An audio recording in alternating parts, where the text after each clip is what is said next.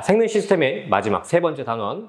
이제 서론으로서 그냥 염색체, 그리고 또 DNA 이런 유전 정보에 대한 단위에 대해서 가볍게 짚고 그 다음에 이제 본 내용이 나오는데, 자, 보시면 아시겠지만 DNA라고 하는 건 이중 나선 구조를 갖고 있잖아요. 그래서 단위체라고 하는 뉴클레오타이드가 있죠. 뉴클레오타이드. 자, 이때 얘가 5탄당 당을 갖고 인산기를 갖고 있고요. 옆에 염기라고 하는 다리를 갖고 있어요. 이게 이제 하나의 뉴클레오타이드 단위체가 되는 건데, 얘가 필요시에는 단백질과 결합해서 히스톤 단백질이라고 해요. 결합해서 두꺼운 상태가 되는데, 쟤를 우리가 염색사라고 하죠. 자, 염색사가 필요한 이유는 그냥 DNA만 뭉쳐버리면 DNA가 너무 얇기 때문에 뭉쳤다고 해도 걔가 부피가 굉장히 작을 수밖에 없을 거예요.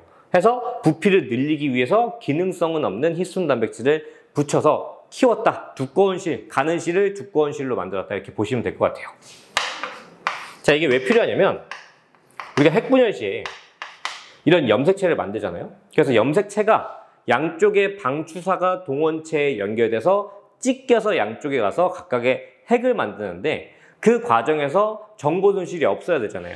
완벽하게 복제된 정보가 양쪽에 가서 독립적인 똑같은 세포를 만들어야 되다 보니까 이런 얇은 상태, 부피가 작은 상태에서는 너무 작은, 뭐랄까, 예를 들어서 우리가 뭔가 조립한다고 했을 때 부품이 너무 작으면 조립하기 힘들잖아요. 분해도 힘들고. 그런 작업의 입장에서는 덩어리가 커진 게 편하니까 그렇게 부피를 키웠다고 생각하시면 될 것 같아요.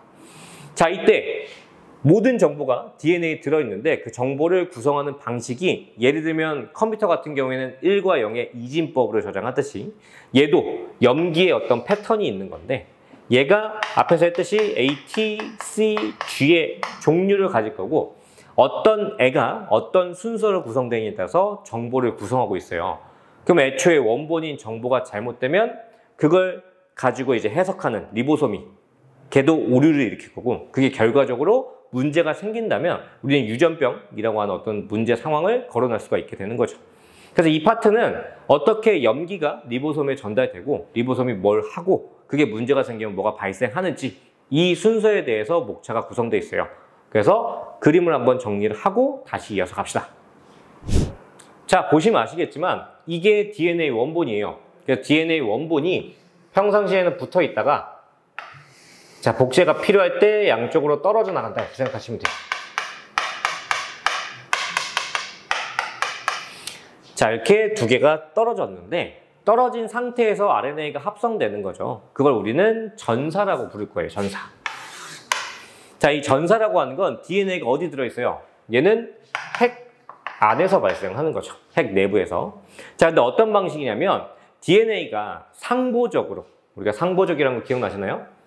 상보적 결합이다 라는 표현을 앞에 있는 핵산 파트에서 했던 것 같은데, 무슨 내용인지 복습을 좀 하면 A랑 T, 아데닌이랑 타이민이 서로 마주보고 있고요. 그 다음에 구아닌과 사이토신이 마주보고 있다. 근데 서로 교차해서는 안 된다. 꼭 정해져 있는 염기끼리 마주봐야 된다라고 얘기를 하는 거죠.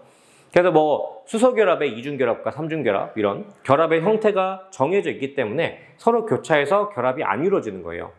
자, 그러다 보니까 위에 있는 DNA 가닥이 지금 방금 설명한 상보적 결합처럼 마주보고 있는 염기가 정해져 있을 거예요. 자, 그럼 뜯었으니까 서로 마주보고 있는 염기가 다를 거 아니에요, 종류는. 상보적이라 할지라도 같진 않죠. 그 다음에 C, G, A 이렇게 다를 건데, 이 두 DNA 가닥 중에 한 가닥을 선택해서 RNA가 합성이 될 겁니다. 우리는 그 하나의 DNA에서 RNA가 합성되는 과정 자체를 전사라고 배우고 있는 거예요. 그래서 전사가 일어날 건데, 자, 이때 전사되는 것도 역시나 상보적인 전사가 일어날 거예요. 근데 주의사항은 뭐냐? 자, 타이민이 아데닌이 되는 건 상관없고, 그 다음에 구아닌이나 사이토신 되는 것도 상관없는데, RNA 같은 경우에는 타이민 대신에 유라실을 갖잖아요. 그래서 아데닌에 대해서 상보적인 전사가 일어날 때는 유라실이 그 위치를 차지를 해야 돼요. 그래서 이것만 주의하면 됩니다. 그래서 우리가 문제에서 저 위에는 DNA 염기를 쓰는, 순서대로 쓰는 서술형이나 아니면 전사된 RNA에 쓰는 서술형이나 이런 게 있을 수가 있는데, DNA라면 꼭 아데닌에 대해서 타이민을 붙여주고 그 다음에 RNA라면 아데닌에 대해서 유라시를 붙여주고 이거를 꼭 조심하셔야 돼요. 은근 실수가 많이 발생하는 파트여서 계속 머릿속에 강조를 하셔야 됩니다. 자, 그 다음에 용어적인 주의사항이 있는데 주의사항까지는 아니고 얘를 주형 가닥이라고 할 거예요. 이게 표현이 안 되는 교과도 있더라고요. 주된 가닥, 형태다라고 해서 주형 가닥이라고 하는 건데 DNA가 두 개 중에 하나가 이 복제본에 대한 원본이란 얘기죠. 그래서 둘 중에 누가 주형 가닥이냐. 예를 들어 이 그림도 지금 보면 RNA에 처음이 사이토신을 시작하잖아요. 그럼 위에 있는 거랑 밑에 있는 DNA 두 가닥 중에 윗줄에 있는 게 주형 가닥이 되는 거죠. 그래서 이 주형 가닥을 기준으로 RNA가 전사되었다 이렇게 표현을 하셔야 됩니다. 그래서 주형 가닥 설명이 됐고 자, 여기서도 조금 TMI를 붙이면 RNA라고 하는데 앞에 소문자 M이 붙은 걸 볼 수도 있어요. 얘가 메신저라는 얘기거든요. 그래서 말 그대로 정보를 누군가한테 보내는 그런 역할을 하는 RNA다 라고 이제 설명을 하는 거예요. 그래서 여기까지 하고 우리가 중요한 걸 하나 짚고 넘어가야 되는데 자, 이 정보들이 그냥 염기 하나하나가 결정되어 있는 게 아니라 염기 3개가 세트로 결정되어 있어요. 그래서 우리는 이 3개의 염기를 묶어서 DNA 쪽에 원본 쪽에서는 3염기 조합이라고 할 거고 RNA 쪽에서는 코돈이라고 부를 겁니다. 그래서 명칭 조심하세요. DNA 쪽이랑 RNA 쪽이 같은 3염기 또 상보적이라서 이 염기의 종류가 대칭돼 있지만 걔네들이 부르는 명칭이 달라요. 그래서 우리는 이 코돈에 대해서 어떤 아미노산이 합성되는지를 앞으로 이제 하게 될 거겠죠. 자, 그 다음에 핵이잖아요. 그죠? 만들어진 이 RNA가 핵 바깥으로 나갈 겁니다. 핵 안쪽, 여기가 세포질이 되겠죠, 그러면. 그러니까 세포질에 있는 뭐에 전달이 될 거냐? 리보솜에 전달이 될 거예요. 자, 리보솜 안에 이 RNA 가닥이 하나하나 이제 들어가게 되는 거죠. 그럼 리보솜은 이 안에 들어있는 코돈을 읽어서 그 머리에다가 여러 가지 아미노산을 합성을 해줄 거예요. 뭐 동그라미, 세모, 다른 종류를 이렇게 도형으로 표현하는 문제들이 많다 보니까 이런 식으로 표현을 해주자면 여기에 있는 염기를 읽고 그 염기에 대한 지정된 아미노산을 리보솜이 세포질에서 가져와서 리보솜 가져와서 계속 폴리펩타이드를 확장해 나가는 거죠. 폴리펩타이드. 자, 이거에 대한 구체적인 그림을 좀 보면 자, 넘어갈게요. 자, 이 그림이에요. 자, 지금 얘를 지금 명칭을 안 하는데 번역이라고 할게요. 전사와 번역인데 번역 같은 경우에 리보솜 내부가 이렇게 표현할 수가 있어요. 그래서 코돈에 대해서 지정되어 있는 아미노산을 여기 tRNA 보시나요? T가 이제 트랜스퍼의 약자인데 자, 번역된 어떤 정보, 아미노산, 지정된 아미노산을 세포질에서 가져와서 리보솜에 끼워줄 거예요. 그러면 리보솜은 이미 만들어져 있던 폴리펩타이드에 코돈에 의해서 가져온 아미노산을 밑에다가 새로 끼워 넣는 거죠. 그러면 이제 기존에 있던 폴리펩타이드에 아미노산이 합쳐졌으니까 tRNA는 본인이 이제 아미노산이 없잖아요. 그래서 다시 세포질로 나가서 다른 아미노산 채집하러 나갈 겁니다. 그래서 계속해서 밀어내기 식으로 얘가 1번, 2번, 3번 이렇게 밀어내기 식으로 tRNA가 아미노산 가져오고 기존에 더해주고 밖으로 나가고 이게 계속 코돈에 맞춰서 무한히 반복되는 거예요. 그래서 여기 보면 스타트 코돈이라고 되어 있는데 메사이오닌, 메티오닌, 부른 명칭이 조금 다르긴 하지만 개시 코돈이라고 하는 코돈에도 이제 단백질 합성을 시작해라 라는 의미의 정보가 있는 거고 마지막에 스톱 코돈, 번역에 따라서 멈춤 코돈, 종결 코돈 이렇게 부르기도 하는데 더 이상 만들지 말고 이제 만들어진 폴리펩타이드를 완전히 끊어서 골지체로 보내라 이런 코돈도 있는 거예요.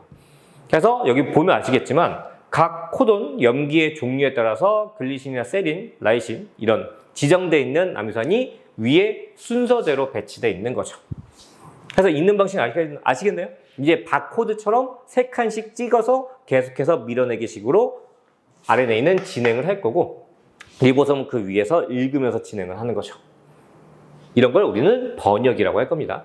근데 이게 참 애매한 게 번역이 어디서 일어나냐 이런 질문이 나올 수가 있는데 번역은 세포질에서 일어난다고 말하는 책이 많아요. 근데 구체적으로 하자면 세포질에 있는 리보솜이 하는 거잖아요. 그래서 그냥 장소, 공간에 대한 명칭이라면 세포질이 맞는데 어떤 특정 대상에 대해서 누가 하냐 물어본다면 리보솜이 맞아요.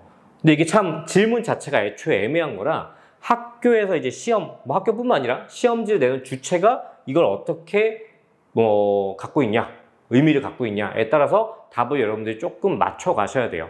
그러니까 시험 보기 전에 물어보라는 얘기예요. 그 답을 채점하는 어쨌든 그 갑이라 그래야 되나? 주체는 그 선생님, 시험지 내출하는 그 기관이 될 거니까 거기에 꼭 맞춰 가셔야 됩니다. 알겠죠? 자, 잠깐 보여줄 게 있는데, 자, 이게 코돈표예요. 자, 지금 우리가 마지막으로 또 중요한 걸 해야 되는데, 코돈표가 총 64가지가 있을 거예요. 뭔 얘기냐? 염기 조합이 64가지가 있다는 얘기죠. 자, 보시면 삼염기 조합이든 코돈이든 염기가 3칸이 있잖아요. 그러면 뭐 예를 들어 저 처음에 있는 게 U네요. U 이런 것처럼 같은 알파벳이 다 속해 있어도 상관없기 때문에 경우의 수를 따지면 4개, 4개, 4개가 다 들어갈 수 있으니 중복이 가능하니까 총 64가지의 경우의 수가 나오는 거죠. 그래서 코돈의 종류가 64가지인데 왜 64가지냐라고 하는 게 이 파트에서 굉장히 핵심적으로 물어보는 질문 중 하나예요. 그래서 뭐냐?